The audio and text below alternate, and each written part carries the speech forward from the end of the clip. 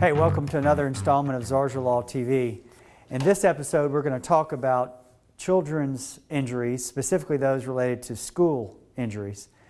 We all know here we are in September of 2018, and of course school started last month for those of us in Florida.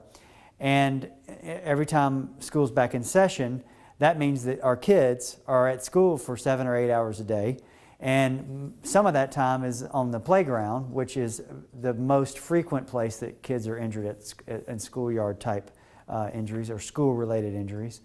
But usually the things that happen are on the playground are kids are not supervised well enough, kids are exposed to dangerous conditions on the playground, and they end up with injuries.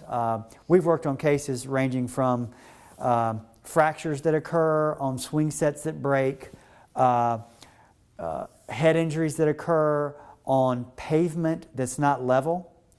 There's a trip hazard, obviously.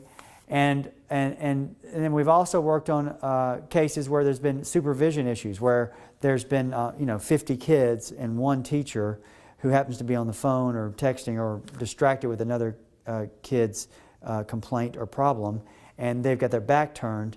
And while their back is turned, the swing set breaks, the chain breaks on a rusted swing set and causes the child to hit and has a compression fracture in his or her back. Obviously, there's a multitude of things that can happen. During dodgeball, you get hit in the face and ultimately have a brain injury from the event.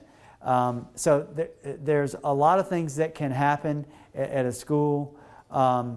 The things to remember are there are some deadlines that are associated with bringing cases against schools, especially if the school is a government affiliated entity, which most of them are. There are certain deadlines that have to be met. There's also hoops you have to jump through before you can even file a claim against a government-related school entity.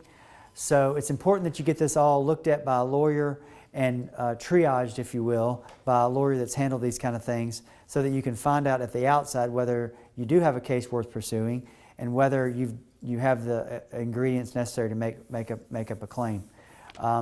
Thankfully, most of the schools around do what they're supposed to. Most of the teachers around take care of business like they should, and this is not a very common thing.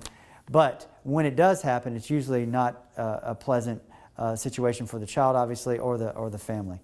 You can find us on the web at zarzaurlaw.com, 855-HIRE-JOE. We'll be happy to help you. Thank you.